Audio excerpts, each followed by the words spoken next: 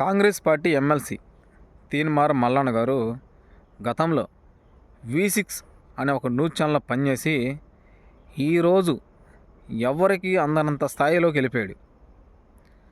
అదేవిధంగా గతంగా చూసుకుంటే తీన్మార్ మల్లన్న గారు ప్రతి ఒక్కరిని మీరు తాగే ఛాయ్ పైసలు నాకు స్పాన్సర్ చేయండి, మీరు తాగే సిగరెట్ పైసలు నాకు స్పాన్సర్ చేయండి, మీరు తాగే వాటర్ బాటిల్ ఖర్చు 10 రూపాయలు 20 రూపాయలు ఇది, ఆ డబ్బులు నాకు స్పాన్సర్ చేయండి, నేను మా బీసీ సోదరుల కోసం ఎంతో కష్టపడి ముందుకు వచ్చి మా బీసీ సోదరుల్ని ఒక నాయకులుగా కార్యకర్తలుగా తయారు చేస్తానని చెప్పి ఆ రోజు స్టేట్మెంట్ ఇచ్చాడు.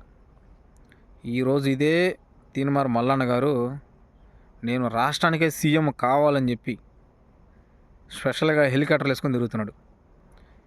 బీసీ సోదరుల్ని ఒక ఆయుధంగా తయారు చేస్తున్నాడు. ఎవడైనా సరే బీసీ సోదరుల జోలికి రావాలంటే వాడికి చెమటలు పట్టాల అనే విధంగా వాళ్ళ బీసీ సోదరులను రెడీ చేస్తున్నాడు. సో మొత్తానికి బీసీ సోదరులు అంటే ఏందిరా అని చెప్పి చూస్తే తెలంగాణ రాష్ట్రంలో ఎక్కువ సంఖ్య ఉంది బీసీ సోదరులే. సో మల్లన్న గారు చెప్పేది ఏంటంటే మా బీసీ సోదరులు కష్టపడి కట్టే ట్యాక్స్ మొత్తం ఏ ప్రభుత్వం వచ్చినా ఇష్టానుసారంగా మీరు వాడుకొని తింటున్నారు, కోట్లు కోట్లు వెనకేసుకొని సంపాదించుకుంటున్నారు. అదే నా బాధ. మా బీసీ సోదరుల్ని ఆర్థికంగా పైకి తీసుకురావాలి అని చెప్పి మల్లన్న గారు ఎంతో కష్టపడుతున్నారు. ఓకే మల్లన్న గారు, మీరు కష్టపడుతున్నారు, చాలా బాగుంది, మీరు కష్టాన్ని మేము కూడా స్వాగతిస్తున్నాం. కానీ మీరు కాంగ్రెస్ పార్టీలు ఉంటూ మల్లన్న గారు మీరు ఉండేదే కాంగ్రెస్ పార్టీలో వచ్చినాకే మీకు ఎమ్మెల్సీ పదవి వచ్చింది. అలాంటప్పుడు మీరు బీసీ సోదరుల కోసం ఇంత కష్టపడుతున్నారు కదా, ఇదే కష్టం మీ చేతిలో ఉన్న ఎమ్మెల్సీ పదవిని రాజీనామా చేసి మనస్ఫూర్తిగా బయటకు వచ్చి బీసీ సోదరుల కోసం కష్టపడండి. నేను మొన్న కూడా చెప్పా, ఇప్పుడు కూడా చెప్తున్నా, మీరు హెలికాప్టర్ కాదు విమానాలు కూడా వేసుకొని తిరగండి, ఇబ్బంది లేదు. ఇతర రాష్ట్రాలన్నీ తిరగండి విమానాలు వేసుకొని. స్పెషల్గా ఇతర దేశాల్లో ఉన్న బీసీ సోదరులందరూ కలవండి స్పెషల్ ఫ్లైట్లు వేసుకొని.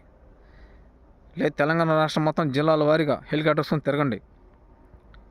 మీ హెలికాప్టర్కి అయ్యే ఖర్చు కూడా మీ బీసీ సోదరులు ఇస్తారని చెప్పి మీరు అన్నారు. అవసరమైతే రాత్రికి రాత్రి బీఆర్ఎస్ పార్టీని కొనే సత్తా కూడా బీసీ సోదరుల కాడ ఉందన్నావు. బీఆర్ఎస్ పార్టీని కొనే సత్తా బీసీ సోదరుల కాడ ఉన్నప్పుడు అదే కాంగ్రెస్ ప్రభుత్వాన్ని మీరు ఎందుకు కొనలేకపోతున్నారు? అదే కాంగ్రెస్ పార్టీలో ఉన్న ఎమ్మెల్యేలు మొత్తం మీ బీసీ సోదరులు కొనేయచ్చు కదా, ఎందుకు కొనలేకపోతున్నారు? తెలంగాణలో చాలామంది గట్టి నాయకులు ఉన్నారు బీజేపీలో, అలాంటి వాళ్ళని కొనండి, ఎందుకు కొనలేకపోతున్నారు? ప్రతిపక్షంలో ఉన్న బీఆర్ఎస్ని కొనడం గొప్ప కాదు. మీ దగ్గర అంత డబ్బు ఉన్నప్పుడు కాంగ్రెస్ ప్రభుత్వాన్ని కొనేయండి. అంతేగాని బహిరంగ సభలు ఎక్కగానే ముందు ఒక వేల సంఖ్యలో కార్యకర్తలను పెట్టుకొని బీసీ సోదరుల్ని స్టేజ్ మీద కొంత వందల మంది ఉంటారు మీ వాళ్ళు, ఇక రెచ్చిపోవడం కాదు. మీరు ఒక గౌరవనీయులైన ఎమ్మెల్సీ పదవులు ఉన్నారు, ఆ పదవికి ప్రతి ఒక్కరు గౌరవిస్తున్నారు కాబట్టి ఆ గౌరవాన్ని మంచిగా తీసుకోకుండా నువ్వు స్టేజ్ మీద ఉండి పండబెట్టి తొక్కుతాం నా కొడకల్లారా వల్గర్ లాంగ్వేజ్తో మీరు బహిరంగ సభలో మాట్లాడడం అనేది కరెక్ట్ కాదు. మీ పదవికి మీరు మాట్లాడే మాటలకి ఎలాంటి సంబంధం లేదు. మల్లన్న గారు, నీకు మళ్ళీ చెప్తున్నా, నీకు బీసీ సోదరుల మీద అంత ప్రేమగా ఉంటే, బీసీ సోదరులకు అన్యాయం జరుగుతుందని చెప్పి నీ గుండెల్లో నిజంగా నీకు తెలుస్తుంటే నీ మనసాక్షికి ఇమీడియట్గా నీ ఎమ్మెల్సీ పదవికి రాజీనామా చేసి నువ్వు ఎమ్మెల్సీ పదవిని అడ్డం పెట్టుకొని హ్యాపీగా బీసీ సోదరులను రెచ్చగొడుతూ రాష్ట్రంలో ఉన్న వాళ్ళందరినీ నువ్వు డబ్బు సంపాదించుకుంటూ హెలికాప్టర్లో తిరగడం, లగ్జరీ కారుల్లో లగ్జరీ లైఫ్ అనుభవిస్తూ, అది ఎన్ని రోజులకి శాశ్వతం కాదు, అది కొంతకాలం వరకే ఉంటుంది. నువ్వు మెయిన్ టార్గెట్ రెడ్డి సోదరుల్ని.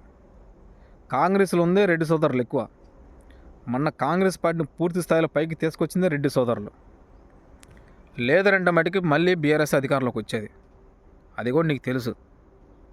బీజేపీలోకి వెళ్ళావు, టీఆర్ఎస్లోకి వెళ్ళాలని చూసావు, టీఆర్ఎస్కి వెళ్ళడానికి నీకు ఛాయిస్ దొరకలా, వాళ్ళు నేను దగ్గరికి కూడా రానిలా కాంగ్రెస్లోకి వచ్చావు.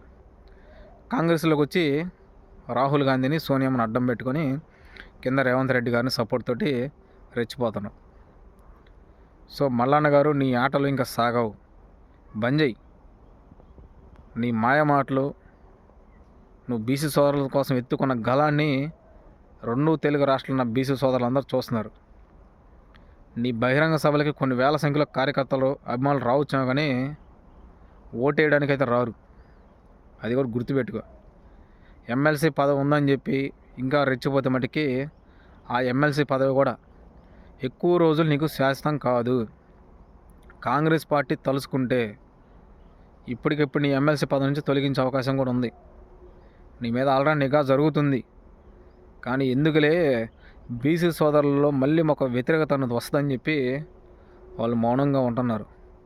దాన్ని దృష్టిలో పెట్టుకొని ఎమ్మెల్సీ పదవి ఒక స్థాయిలో ఉన్నావు, మాట్లాడేటప్పుడు నోరు అదుపులో పెట్టుకొని మాట్లాడు.